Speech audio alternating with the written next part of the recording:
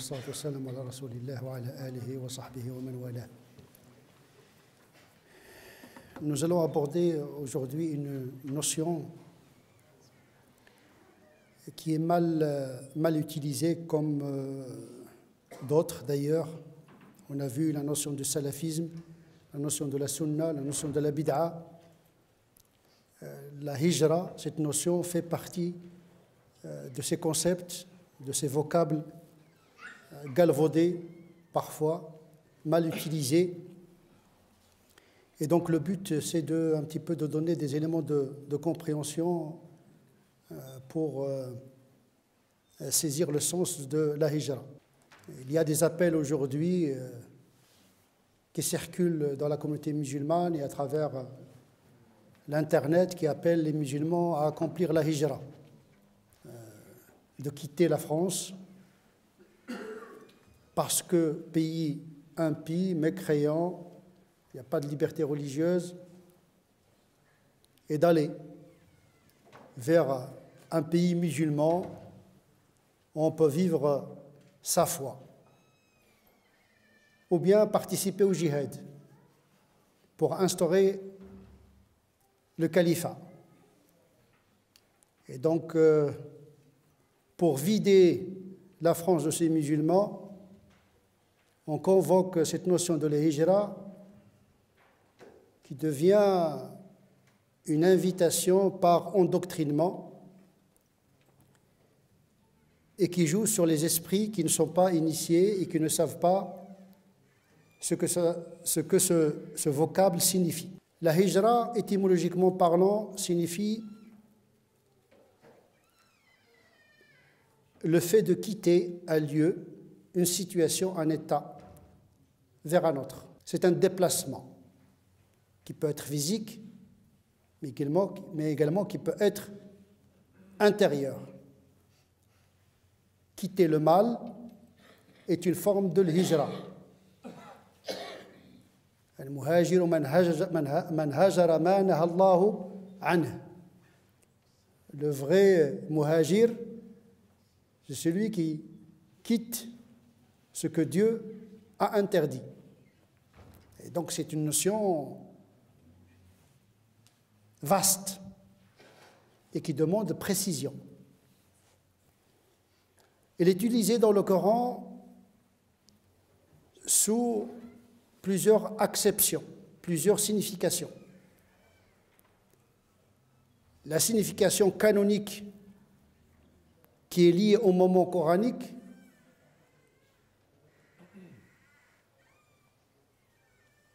c'est quitter la Mecque pour rejoindre le prophète à Médine. C'est un déplacement situé géographiquement, mais également historiquement. Ce phénomène, cette obligation de migration que tous les musulmans, hommes et femmes à l'époque du prophète, devaient respecter, a duré 8 ans. Elle s'est terminée par la conquête de la Mecque. La hijrata ba'd al-fath. Pas de hijra après la conquête de la Mecque. Tout simplement, cette migration répond à un principe universel, tout simplement. C'est le fait de quitter un lieu où la vie devient insupportable. La vie spirituelle, la vie physique, l'intégrité physique, la dignité. C'est un commandement de bon sens. Quand vous êtes persécuté, quand vous avez peur et vous avez les moyens de quitter ce lieu, le bon sens nous oblige à quitter ce lieu. Et on va voir que la hijra ne se fait pas uniquement pour des raisons spirituelles, religieuses, mais également pour des raisons économiques, pour la quête du savoir. Donc il y a plusieurs niyas, plusieurs intentions louables qui justifient la notion de la hijra. On peut être sur place et accomplir la hijra. C'est la hijra intérieure. Quitter un état inférieur, un état spirituel, pour accéder à un état supérieur intérieur. Donc la hijra qui était obligatoire, la hijra physique, comme déplacement d'un lieu bien déterminé qui est la Mecque, vers un autre bien déterminé, vers Médine, eh bien cette forme de hijra est terminée. Bien sûr, il n'y avait pas que la hijra de la Mecque vers Médine, mais tous les musulmans doivent rejoindre le prophète sallallahu alayhi wa sallam pour le soutenir dans sa mission. Donc les conditions du moment coranique expliquent justement cette migration, cette hijra canonique. Et donc même au vivant du prophète sallallahu alayhi wa sallam, après la conquête de la Mecque, ceux qui sont venus à Médine ne s'appellent pas les muhajiroun. Les muhajiroun, ce sont ceux qui ont accompli la migration, la hijra de la Mecque à Médine avant la conquête. C'est de cela dont parle le Coran. Il y avait les muhajiroun, il y avait deux catégories de musulmans, deux catégories coraniques de musulmans. Il y a les muhajiroun, ceux qui ont quitté leur tribu et la Mecque pour sauver leur foi et venir soutenir le prophète sallallahu alayhi wa sallam, parce que c'était une obligation canonique aux musulmans de l'époque de soutenir le prophète sallallahu alayhi wa sallam. Ils avaient double allégeance, la conversion et le soutien. Bay'atan, bay'a ala l'islam wa bay'a ala al-munasara. Et les autres, l'Ansar, ceux qui ont accueilli le prophète et les muhajiroun. Donc ces deux catégories n'existent plus maintenant. Cette hijra, cette forme de hijra s'est arrêtée. Et c'est la seule qui est obligatoire, coraniquement parlant. Et même à cette époque-là, il y avait une troisième catégorie de musulmans, qui ne sont ni muhajiroun, ni ansar, mais des musulmans qui sont restés à la Mecque et des musulmans qui sont restés dans leur tribu, n'ont pas pu rejoindre le prophète sallallahu alayhi wa sallam par peur ou bien par incapacité. Ceux-là, le prophète n'avait pas le devoir de les défendre.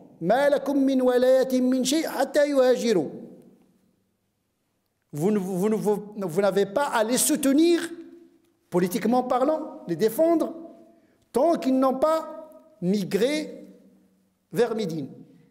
Parce qu'il y a un territoire, il y a un chef, il y a une armée qui peut les défendre. C'est à eux de choisir. Et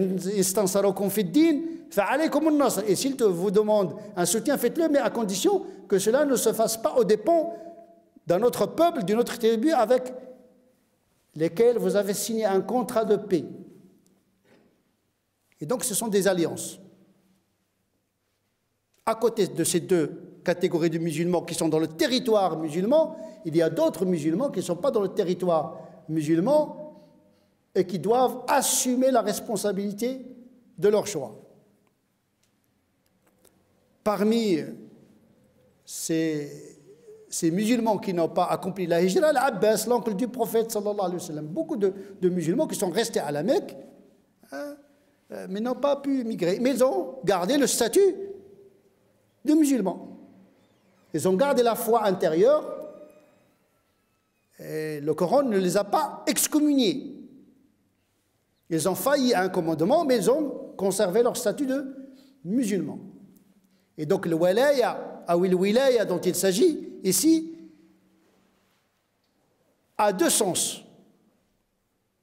La wilaya religieuse, l'alliance religieuse qui est rompue avec l'associationnisme, shirk, avec le christianisme et le judaïsme, et la wilaya politique qui est rompue avec les musulmans de la Mecque et des autres tribus qui n'ont pas migré, mais qui est conservée avec les juifs et les chrétiens qui sont restés, qui sont à Médine et qui vivent en paix avec les musulmans tant qu'ils n'ont pas failli à leur engagement. Puisque le prophète s'est engagé à défendre Médine, musulmans, juifs, ensemble, umma wahida, une communauté unie, une communauté politique. Par contre, il n'a pas le devoir de soutenir ou de défendre des musulmans qui n'ont pas accompli la migration vers Médine. Donc, dans le Coran, il faut faire attention à ce vocable de wilaya. Parfois, il s'agit de wilaya, alliance politique, parfois, il s'agit d'alliance religieuse.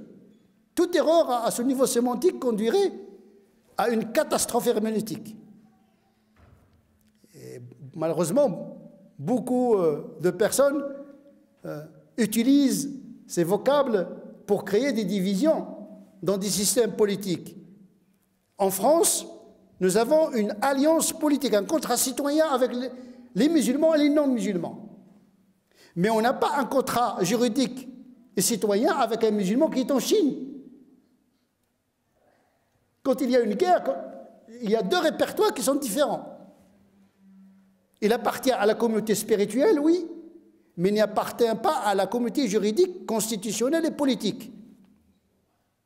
Et l'islam, dans le Coran, a fait cette sécularisation, cette séparation des appartenances.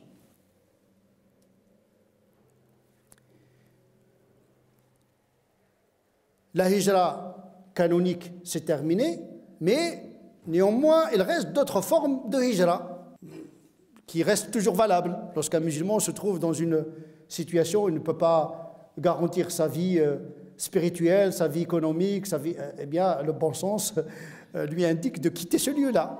Alam takun ardullahi wasi'a. Il faut chercher. Si on a les moyens, parce qu'il y a des gens qui désirent se déplacer, mais n'ont pas les moyens. Les mustad'afin, les déshérités qui n'ont pas les moyens, ni la force physique, ni les moyens de quitter un lieu. Ceux-là, ils ont leur excuse.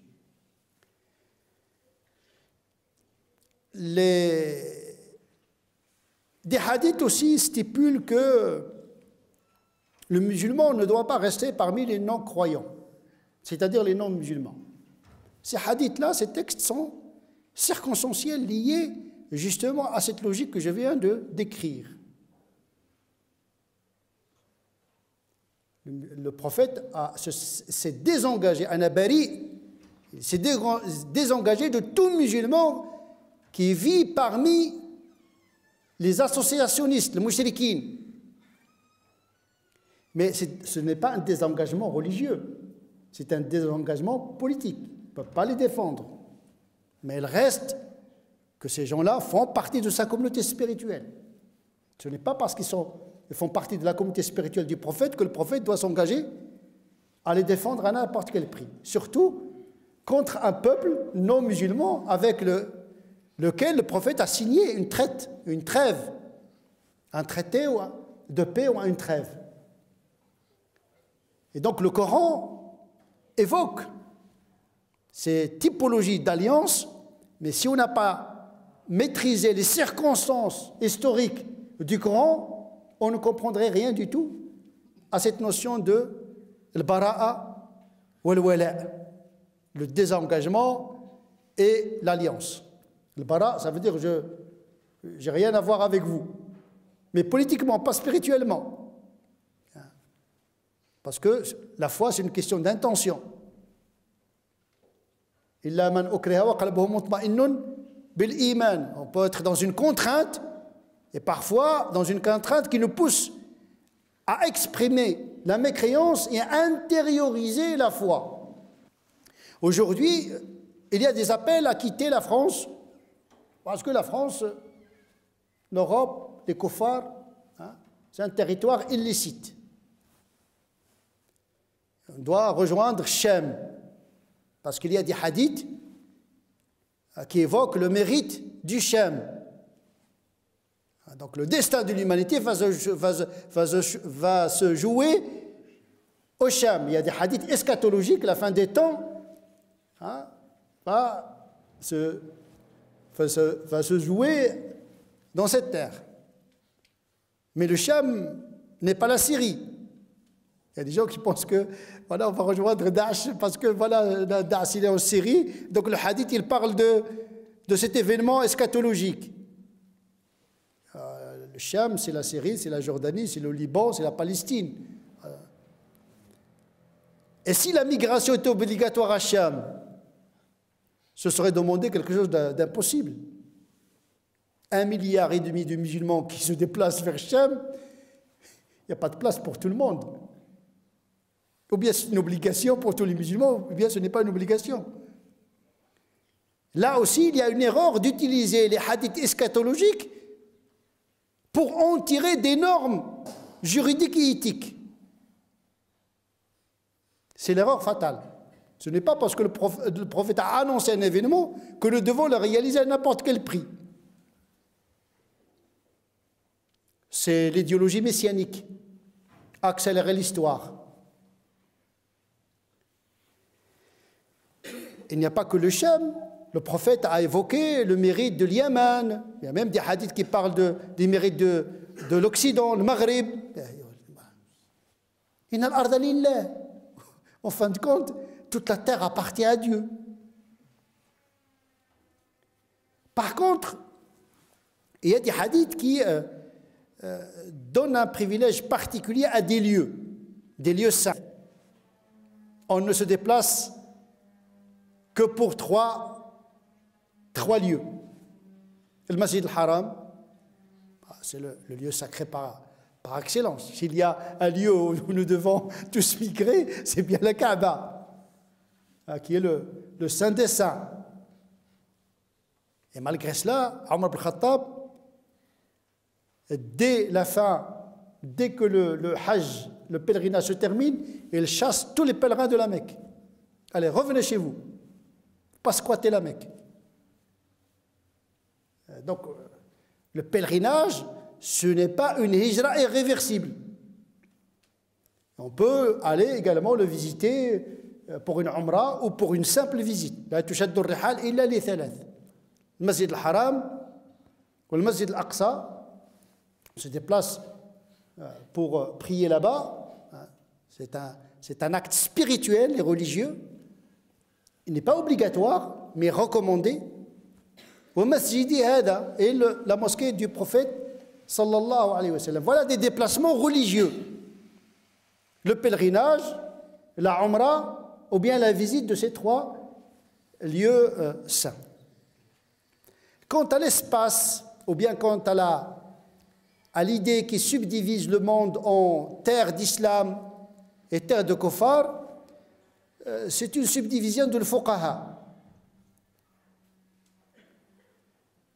Pour la simple raison, c'est que la qualification d'un territoire ou d'un lieu impacte l'interprétation des pratiques de la religion. Il faut qualifier d'abord le statut du territoire. Dar al-Harb, donc Dar al-Harb, ça veut dire n'est pas gouverné par l'islam. Ça, c'est une catégorie médiévale, Moyen-Âge. Aujourd'hui, il n'y a pas cette subdivision. On est dans la mondialisation, l'intrication. Les frontières sont de plus en plus perméables. On est dans une autre configuration qui n'a rien à voir avec celle du Moyen-Âge. Nous sommes dans la configuration des États-nations. Les États-nations, c'est une nouveauté politique issue du XIXe siècle. Avant cela, il n'y avait pas d'États-nations. Il y avait des empires, des cultures, des civilisations et des empires. Mais donc les fuqaha, ils avaient besoin un peu de qualifier les territoires pour formuler les normes qui impliquent et qui engagent le musulman. La meilleure typologie qui me paraît la plus conforme à l'esprit de la charia, c'est celle qui qualifie Dar al-Islam par Dar al-Amn. Les Hanafites, par exemple, une catégorie de Hanafites considère que Dar al-Islam, la terre musulmane, c'est la terre où il y a la paix, la sécurité. On peut prier, on peut faire le commerce, on peut jeûner, on ne risque rien du tout parce qu'on est musulman.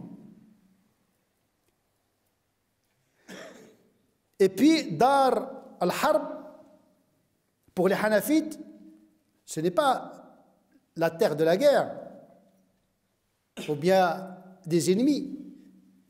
Pour eux, Dar al-Harb signifie la terre où il n'y a pas de sécurité. Dar al-Khawf. On a peur. Quant à notre intégrité physique, quant à notre foi, etc. C'est-à-dire qu'un pays musulman, il peut être Dar al-Harb. On le voit maintenant. Il y a des musulmans, il y a des pays où on n'est pas en sécurité. Mais pour la prière, aller faire la prière dans une mosquée dans certains pays, vous risquez d'être explosé parmi ceux qui prient. Et je pense que cette catégorie de l'amn et de l'khawf est la plus appropriée parce que l'islam aspire à la liberté. Il respire la liberté. Le prophète sallallahu alayhi wa sallam n'a pas quitté la Mecque pour la quitter, ils l'ont chassé. Ça ne le dérangeait pas de rester parmi les idoles. Il priait parmi les idoles. Mais on l'a forcé à quitter la Mecque. Donc le musulman, par essence, il aspire à la liberté. Là où il y a la liberté de pratiquer sa religion individuellement, au niveau de la communauté, d'acheter et de vendre, de se déplacer, eh bien, c'est ça son pays. Et donc, cette catégorie qui oblige, cette idée qui oblige le musulman à quitter un pays où il y a la prospérité, tout est relatif, bien sûr, où il y a l'égalité, tout est relatif, bien sûr. Mais quand même, il n'y a pas de comparaison à faire. Aujourd'hui, c'est un pays qui vous donne sa nationalité. Vous êtes un musulman venant du Maroc, d'Algérie, etc. Il dit, peu importe votre religion, on vous donne la nationalité, vous adhérez à notre nation. On ne vous demande pas de quitter votre religion pour devenir français. Vous allez dans des pays musulmans, vous demandez la nationalité, vous ne l'aurez jamais. Vous ne l'aurez jamais. 4e, 5e, 6e, 7e génération n'auront jamais la nationalité. Vous restez toujours un muhajir, mais pas nationalisé, un immigré. Donc, où est-ce qu'il est la liberté? Où est-ce qu'il est la dignité? Il faut garder le bon sens.